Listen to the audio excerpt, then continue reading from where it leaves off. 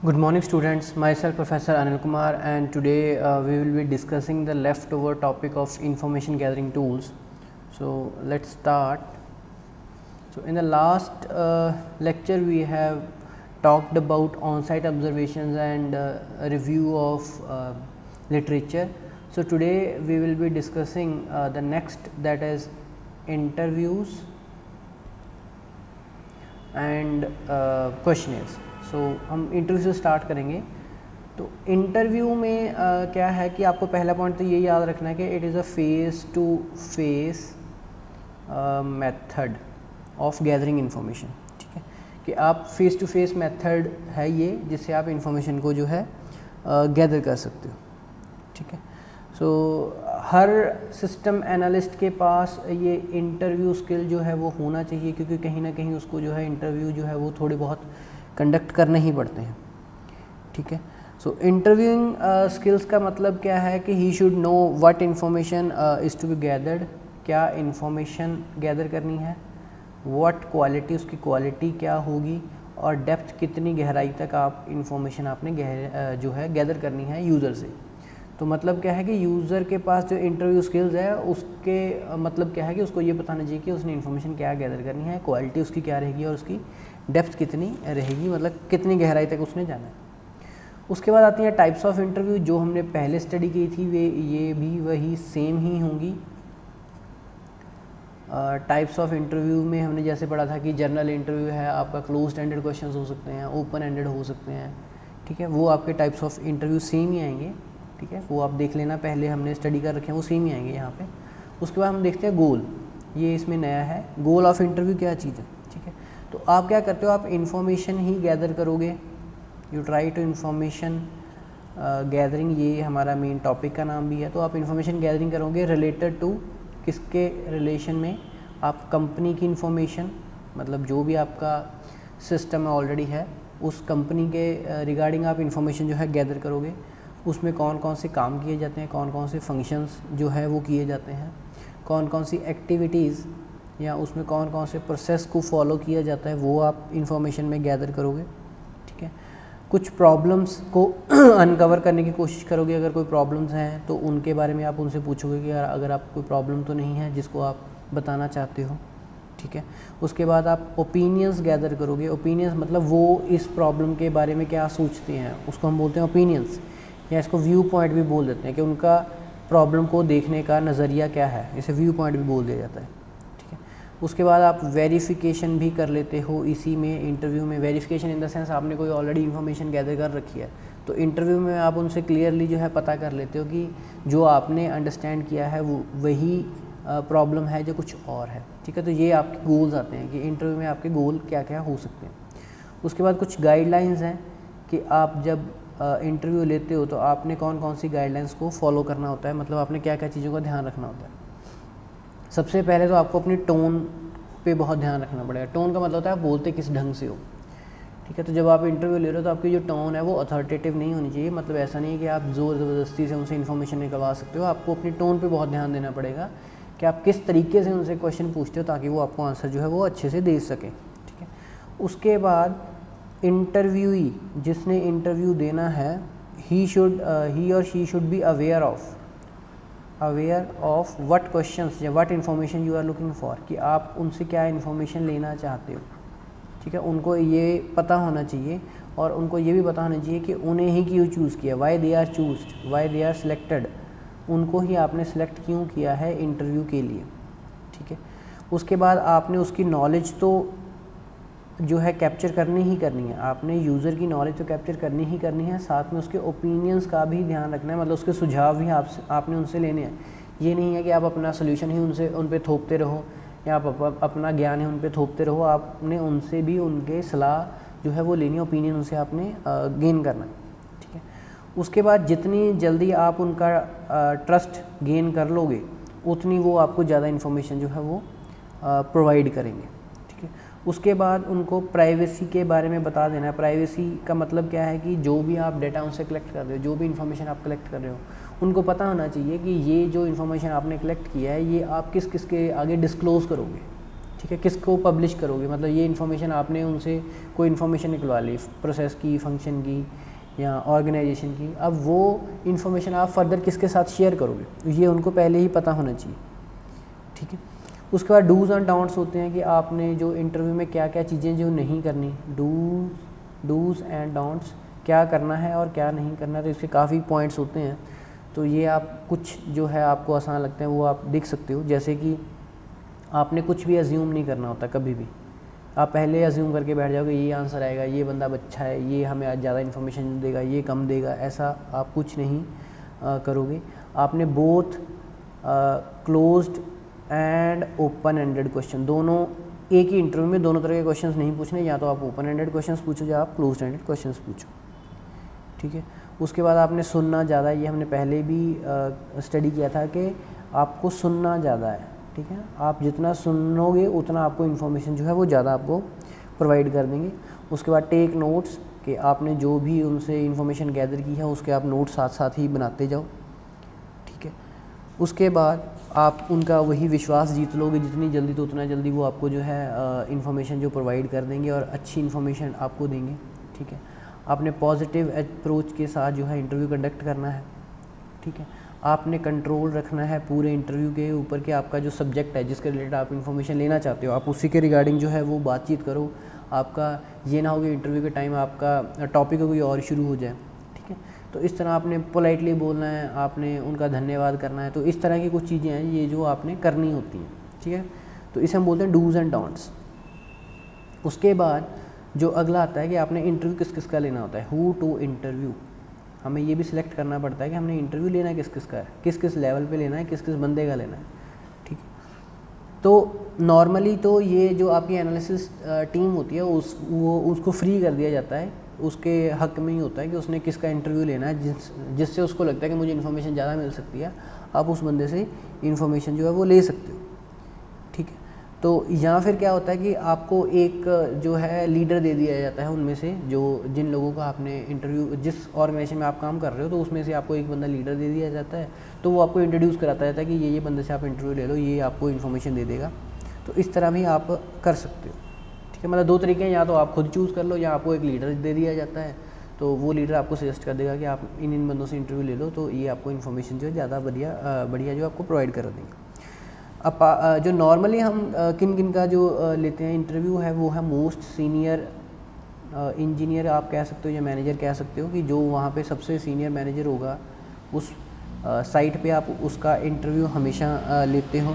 ठीक है, उसके बाद आप उनके जूनियर या सबॉर्डिनेट्स, मतलब उनके जो आगे बंदे उन्होंने रखे हुए हैं उनसे आप इंटरव्यू लेते हो, यानी कि एक लेवल कम, ये लेवल हाईएस्ट लेवल आ गया, उससे लोएस्ट लेवल पे आ गया, और लास्ट आपको थर्ड लेवल यानी कि क्लर्क वगैरह से जो इन्फॉर्मेशन है, वर्कर, क्लर्क या लोअर स्टैंड पे जो काम करते हैं, सेल्स स्टाफ वाले हैं, उनसे आप जो है इंटरव्यू कंडक्ट करते हो। कहने का मतलब क्या है कि आपने first level, highest level of management से भी इंटरव्यू लेना है, मिडिल लेवल ऑफ मैनेजमेंट से भी लेना है, और लोएस्ट लेवल जहाँ पे एक्चुअल में काम होता है, जो लोग एक्चुअली काम करते हैं, तो उन सभी से आपने इंटरव्यू जो है वो कंडक्ट करना होता है। और अब ये नहीं होता कि आपने हर बंदे से करना होता है, वो आप सिलेक्ट करते हो कि सारे सीनियर मैनेजर्स तो नहीं, कुछ होंगे जिनसे आप इंटरव्यू लोगे, कुछ जूनियर से लोगे, पर ये होता है कि आपने हर लेवल को कवर करना होता है। ऐसा नहीं है कि आप अपर लेवल की बात सुन लो, लोअर लेवल को सुनो ही ना, क्योंकि एक्चुअल में काम तो इन्होंने करना है, लोअरेस्ट वालों ने करना है, तो प्रैक्टिकल प्रॉब्लम्स इनको आएंगी ज़्यादा। ठीक है, तो आपने हर तरह के बंदे से जो है इंटरव्यू लेना होता है। उसके बाद जो भी आपने इंटरव्यू लेना है उसको आपने डॉक्यूमेंट करना है। डॉक्यूमेंट यानी कि आपने उसको रिटन में लिख के रखना है, या आपने उसको रिकॉर्ड करना है, या उसकी डॉक्यूमेंटेशन करनी है। चाहे आप रिटन कर लो, चाहे आप रिकॉर्ड कर लो। रिकॉर्ड रिटन मतलब आपके पास फिक्स हो गया, कल को आपने एक बार इंटरव्यू ले लिया, आपने कुछ पहले डिसाइड कर लिया था कि मुझे ये इन्फॉर्मेशन इनसे निकलवानी है, अब वो इन्फॉर्मेशन आपको मिल गई। अगर आपने वो लिखी होगी तो कल को आप उसको रिकॉल कर सकते हो, आप उसको अगेन देख सकते हो कि हमने क्या स्टडी किया था, उसमें क्या इम्प्रूवमेंट की ज़रूरत है, ये इन्फॉर्मेशन पूरी है या नहीं है। पर अगर आपने नहीं लिखा होगा तो ये आपको प्रॉब्लम आ सकती है कि कल को जो है आप वही इन्फॉर्मेशन अगर दोबारा यूज़र से पूछोगे तो वो कई बार चिढ़ जाता है, वो आपको जो है बार बार इन्फॉर्मेशन देने के लिए विलिंग नहीं होता। ठीक है, तो आपने जो भी इन्फॉर्मेशन गैदर करनी है आपने उसको रिटन या रिकॉर्ड करना ही करना है। ये सबसे आपका टीडियस टास्क होता है, थकने वाला टास्क होता है, but you have to do it. ठीक है, इसे हम टीडियस टास्क भी बोलते हैं, क्योंकि ये सबसे थकने वाला काम बोला जाता है कि आपने जो भी पहले आपने इंटरव्यू तो कंडक्ट कर लिया, आप उसको लिख के रखोगे या रिकॉर्ड करके रखोगे, तो ये थोड़ा मुश्किल टास्क है, बट आपने इसको करना है, ठीक है। उसके बाद लास्ट में आ जाते हैं इसके एडवांटेजेस, कि आपके इंटरव्यू लेने के क्या एडवांटेजेस हैं और क्या डिसएडवांटेजेस हैं। तो पहले हम एडवांटेजेस जो है वो देख लेते हैं। तो सबसे एडवांटेज तो क्या है कि फ्लेक्सिबिलिटी इसमें बहुत होती है। फ्लेक्सिबिलिटी मतलब आप क्वेश्चंस को ऑन द स्पॉट जो है सब्जेक्ट के अकॉर्डिंग फ्लेक्सिबल ढंग से पूछ सकते हो, ठीक है। उसके बाद टाइम आप उनके अकॉर्डिंगली फ्लेक्सिबल कर सकते हो कि जब जो आपका यूज़र रेडी है तब आप उनका इंटरव्यू ले लो, ठीक है। तो इस तरह आप जो है आपको दूसरा क्या है कि आपको कोई रिटर्न में क्वेश्चंस ज़्यादा फॉर्मुलेट करने, आपको सिर्फ आइडियाज़ आना चाहिए कि हमने क्या क्या क्वेश्चंस पूछने हैं। आप उसको formulate depending upon the time, depending upon user, आप उस क्वेश्चन को चेंज कर सकते हो, ठीक है। इसलिए इसको बोलता है फ्लेक्सिबिलिटी, ठीक है। सेकंड, इसमें वैलिडेशन और वेरिफिकेशन बहुत ज़्यादा जल्दी हो जाती है। वेरिफिकेशन मतलब आपको कोई इन्फॉर्मेशन मिलनी है, आपने वेरीफाई करनी है, तो आप वो भी कर सकते हो, उसको वैलिडेट भी कर सकते हो, एक दूसरे के थ्रू चेक भी करवा सकते हो। एक बंदे ने कुछ कहा, दूसरे बंदे ने कुछ कहा, तो आपको पता चल जाएगा कि इन्फॉर्मेशन एक्चुअल में इन्फॉर्मेशन क्या है, तो आप उसको वैलिडेट भी जो है वो कर सकते हो। उसके अलावा क्वेश्चनर्स को भी आप यहाँ पे वैलिडेट कर सकते हो। आपने क्वेश्चनर मान लीजिए पहले क्वेश्चनर्स के थ्रू कुछ इन्फॉर्मेशन ले ली, अब आप उसको डिस्कस कर सकते हो इंटरव्यू में कि हमें ये आपके बारे में पता चला है, आपके प्रोसेसेस के बारे में, आपके फंक्शंस के बारे में, आप कैसे काम करते हो, हमें क्वेश्चनर्स के थ्रू ये चीज़ें पता चली है। आप उसको वैलिडेट कर सकते हो क्या ये सही है या नहीं है, ठीक है। तो आप ये भी कर सकते हो, ठीक है। उसके बाद अगर कोई कॉम्प्लेक्स आपके पास रिक्वायरमेंट है, ठीक है, कोई कॉम्प्लेक्स रिक्वायरमेंट है, ज़्यादा मुश्किल रिक्वायरमेंट है जिसको आपको डॉक्यूमेंट्स के थ्रू समझना मुश्किल है या क्वेश्चनर्स के थ्रू समझना मुश्किल है, तो आपको जो बंदा है वो इंटरव्यू में ज़्यादा जल्दी समझा सकता है। जैसे आप नॉर्मली हम देखते हैं कुछ चीज़ें रिटर्न में होती हैं वो हमें समझ नहीं आती, पर जब हमें कोई और बंदा उसको बोल के with the help of examples या उसको आसान तरीके से समझाने की कोशिश करता है या प्रैक्टिकली उसको रिलेट करके समझा देता है, तो वो हमें आसानी से समझ आ जाती है। तो इट मीन्स आप कम्प्लेक्स रिक्वायरमेंट्स को भी यहाँ पे अंडरस्टैंड कर सकते हो with the help of interviews, ठीक है। उसके बाद हम मेनली इसकी डिसएडवांटेजेस देख लेते हैं कि इसकी डिसएडवांटेज क्या है। तो दो इसकी डिसएडवांटेजेस हैं मेनली। पहली तो है वही लॉन्ग टाइम इसमें लगता है, आपको पहले प्रेपरेशन के लिए बहुत टाइम लगेगा, उसके बाद आपको इंटरव्यू अकेले बंदे का कंडक्ट करना है, तो आप मान के चलिए कि हर बंदे के साथ अगर आप 15-15, 20-20 मिनट भी लगाते हो तो आपका टाइम जो है वो बहुत ज़्यादा आपको यहाँ पे डिवोट करना पड़ता है, ठीक है। सेम यही आएगा कि आपका क्योंकि ज़्यादा टाइम है तो इसमें जो मनी इन्वॉल्वमेंट है वो भी आपकी ज़्यादा हो जाती है, क्योंकि आपका ज़्यादा टाइम लगेगा तो ऑब्वियसली आपको ज़्यादा खर्चा जो है यहाँ पे करना पड़ेगा, ठीक है। तो ये आपके आ जाएंगे एडवांटेजेस और डिसएडवांटेजेस ऑफ इंटरव्यू, ठीक है। अब जो नेक्स्ट है वो है आपका क्वेश्चनर। तो ये भी हमने पहले स्टडी कर रखा है, अब इसके सिर्फ हम कुछ डिटेल्स में या कुछ जो एक्स्ट्रा इन्फॉर्मेशन इस टॉपिक में अवेलेबल है वो हम यहाँ पे स्टडी करेंगे। तो सबसे पहले तो आपका क्वेश्चनर्स हमने पढ़ा था कि ये क्या है, सेट ऑफ अरेंज्ड क्वेश्चंस होते हैं। Set of arranged, logically arranged आएगा, set of logically arranged questions, मतलब आपके कुछ क्वेश्चंस हैं जिनको लॉजिकली हमने अरेंज कर दिया होता है, ठीक है। और इसको आप जो है सेंड कर देते हो कुछ सेट ऑफ पीपल, कुछ सेट ऑफ लोगों को, ठीक है, कुछ ग्रुप ऑफ पीपल्स को आप पीपल को जो है आप सेंड कर देते हो, ठीक है। आप बाय मेल भी कर सकते हो, बाय पोस्ट भी कर सकते हो। तो इसलिए ये सबसे इकोनॉमिक मेथड है, मतलब सबसे सस्ता मेथड है, क्योंकि आपने एक बार एक क्वेश्चन प्रिपेयर किया, उसके बाद आपने सिर्फ फोटो स्टेट करानी है। अगर आपने फिजिकली सेंड करने हैं बाय पोस्ट, अगर आपने ईमेल सेंड करनी है तो फिर तो आपको कोई ज़्यादा चार्ज जो है वो नहीं पड़ेगा। तो सबसे इकोनॉमिक होता है ये, ठीक है। उसके बाद इसमें लार्ज ऑडियंस जो है आप कैप्चर कर लेते हो, क्योंकि बहुत ज़्यादा बंदों से आप सेम क्वेश्चन, क्योंकि आपने रिटर्न में भेजा है तो हर बंदा अपने अपने टाइम के अकॉर्डिंग आंसर देके आपको सेंड कर देता है। तो आप लार्ज ऑडियंस मतलब बहुत ज़्यादा लोगों से जब आपने इन्फॉर्मेशन गैदर करनी है तो ये बेस्ट वे है, क्योंकि सभी के साथ तो आप इंटरव्यू कंडक्ट नहीं कर पाओगे, ठीक है। तो ये सबसे आसान मेथड होता है, ठीक है, लार्ज नंबर ऑफ़ इंडिविजुअल्स को कैप्चर करने का। उसके बाद इसमें क्या है, आपने क्वेश्चंस की जो है यूनिफॉर्मिटी सी बना रखी होती है कि क्योंकि सभी को एक जैसे क्वेश्चंस पूछते हो तो आपको पता चल जाता है कि मतलब आपको स्टैटिस्टिकली पता चल जाता है कि कौन सा आंसर सबसे सूटेबल है इसका, ठीक है। तो आपके क्वेश्चंस जो हैं उनको आपने सेम ही क्वेश्चन सभी बंदों को भेजे, सभी ने अपने अपने ढंग से आंसर देना है। तो उसमें क्या है कि यूनिफॉर्मिटी सी बन रखी होती है कि आप बोलते हो कि ऑन एन एवरेज कि सभी का ये मत है, आप ये बोल सकते हो कि मैक्सिमम जो लोग हैं ये इस चीज़ को फेवर कर रहे हैं, इस चीज़ को नहीं फेवर कर रहे हैं, ठीक है। तो आप इस तरह इसको कर सकते हो। दूसरा क्या है कि इसमें जो है रिस्पोंडेंट जो है वो ज़्यादा रिस्पॉन्ड करता है, रिस्पॉन्स इज़ मोर, बिकॉज इसमें अगर आपने एक्चुअल में गैदर करनी है तो इंटरव्यू में क्या है, बंदे को झिझक होती है, उसको कुछ शर्म होती है, कई बार वो अपनी चीज़ को एक्सप्लेन नहीं कर पाता, बट जब आपने रिटर्न में करना है। दूसरा उसको क्या होता है कि इंटरव्यू में उसको ये लगता है कि अगर मैं ये इन्फॉर्मेशन दे दूँगा तो मेरा नाम आगे आ जाएगा, बट क्वेश्चनर्स में क्या होता है कि वो ज़रूरी नहीं होता कि आपने अपना नाम लिखना है क्वेश्चनर के ऊपर, तो आप सिर्फ उसमें इन्फॉर्मेशन भर दो, तो आप क्या है, कई बार आपको रियल इन्फॉर्मेशन मिल जाती है, क्योंकि लोगों को क्या लगता है कि मेरा नाम तो जाएगा नहीं, तो वहाँ रियल इन्फॉर्मेशन भी कई बार वो दे देते हैं, ठीक है, जो वो इंटरव्यू में नहीं बता सकते, ठीक है।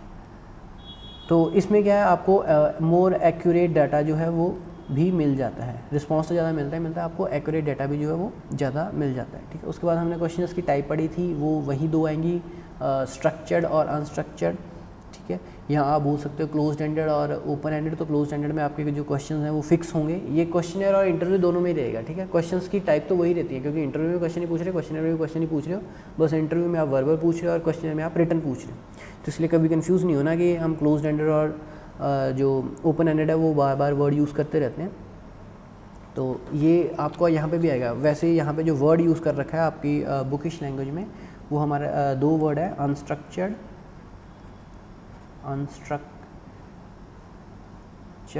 ठीक है, मतलब आपका जो स्ट्रक्चर जिसमें फिक्स नहीं है, इसमें आप फ्रीली आंसर दे सकते हो, फ्री आंसर मतलब आप फ्रीली जैसा आपको लगता है आप वैसे आंसर्स दे सकते हो, और स्ट्रक्चर्ड होता है जिसमें आपको आंसर्स पहले से दे रखे होते हैं, आपने उसमें से सिर्फ चूज़ करना होता है, you have to select from alternates, मतलब आपको अल्टरनेट क्वेश्चंस दे रखे, मतलब अल्टरनेटिव्स दे रखे होते हैं, मतलब आंसर्स दे रखे होते हैं, ऑप्शंस दे रखी होती हैं, या आप ऑप्शंस लिख लो, तो आप उन्हीं ऑप्शंस में से कुछ आंसर चूज़ करते हो, तो इसको आप ओपन एंडेड बोल सकते हो, इसको आप क्लोज एंडेड भी बोल सकते हो, ठीक है।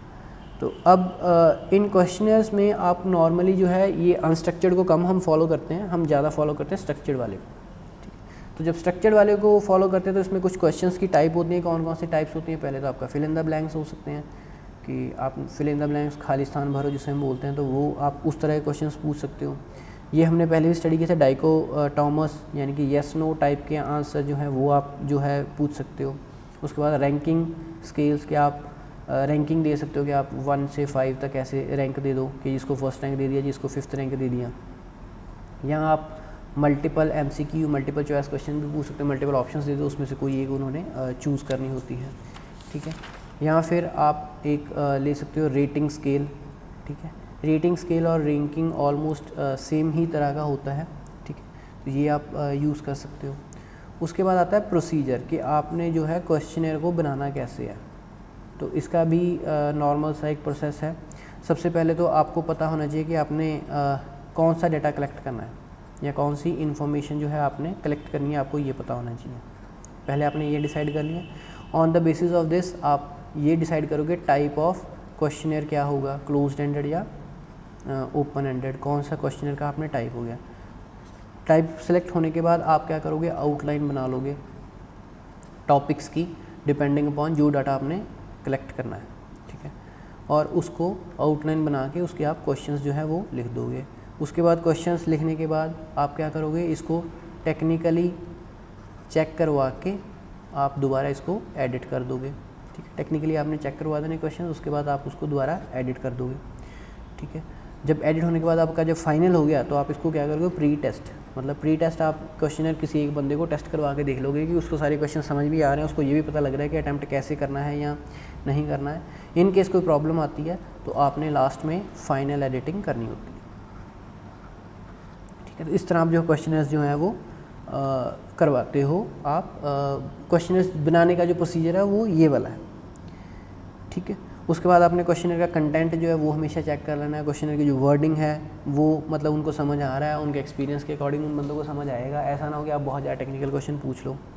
उसका फॉर्मेट, क्वेश्चन का फॉर्मेट मतलब क्लियर रखना है, मतलब लास्ट में क्वेश्चन मार्क डालो, फुल स्टॉप डालना है, क्या डालना है, आपने सारी चीज़ें हैं वो ध्यान रखना है। किस तरह आपने क्वेश्चन पूछना है, हाउ पूछना है, व्हाट पूछना है, वाई पूछना है, वाई तो हम नॉर्मली कम पूछते हैं, हाउ व्हाट कैसे, मतलब किस तरह क्वेश्चन पूछना है, ये सारे आप चीज़ें यहाँ पे डिसाइड कर लेते हो प्रोसीजर में, ठीक है। उसके बाद अभी आता है कि इसके क्वेश्चनर्स के ऊपर रिलायबिलिटी कितनी, जो इसके आंसर आते हैं वो कितने रिलायबल होते हैं। वैसे तो जो स्टैटिस्टिकली जब हम इनको मेजर करते हैं तो इनके रिजल्ट्स बहुत एक्यूरेट आते हैं, पर इसमें कुछ प्रॉब्लम्स हो सकती हैं। तो प्रॉब्लम्स क्या होती हैं कि जो लेस ट्रेंड बंदा है, ठीक है, वो अपने हिसाब से आंसर हो सकता है गलत दे दे, ठीक है। कई बार जो बंदा आंसर दे रहा है उसको कुछ आंसर जो है वो भूल ही जाते हैं, फॉरगेट, भूलने की आदत हम सभी को है। तो हम क्या करते हैं कि क्वेश्चनर को जो क्वेश्चन पूछा अगर हमें आंसर आता है तो ठीक है, अगर हम भूल गए हैं तो हम या तो उसका आंसर देंगे ही नहीं या हम कुछ भी उसका आंसर दे देंगे, ठीक है। उसके बाद कई बार क्या होता है, अगर आप ओपन एंडेड क्वेश्चन में हम कम पूछते हैं, पर अगर आप ओपन एंडेड क्वेश्चन पूछोगे तो उसमें सेम वही प्रॉब्लम आएगी कि जो बंदा है वो कम्युनिकेट अच्छे ढंग से नहीं कर पाता, ठीक है। इनएबिलिटी टू कम्युनिकेट, उसको जो है कम्युनिकेट करना नहीं आता, कई बार ये प्रॉब्लम भी आपकी आ सकती है। रिलायबिलिटी अगर आपने इसकी मेजर करनी है तो आप इसके बेसिस पे कर सकते हो कि अगर लेस ट्रेंड बंदा है तो उसके आंसर्स जो है वो आपके काम के नहीं होंगे। कई बार उनको आंसर्स भूल चुके होते हैं, वो अपने हिसाब से कोई भी आंसर टिक कर देते हैं या करेंगे ही नहीं, तो उस केस में भी आपका स्टैटिस्टिकली डिफरेंस आ जाएगा आपके रिज़ल्ट में। और कई बार क्या होता है कि वो अपनी बात को जो है कम्युनिकेट कर ही नहीं पाते, बता ही नहीं पाते, ठीक है। So that was all about information gathering tools. So I hope these are clear to you. In case you face any problem, you can contact me. I'll definitely help you out. Thank you very much.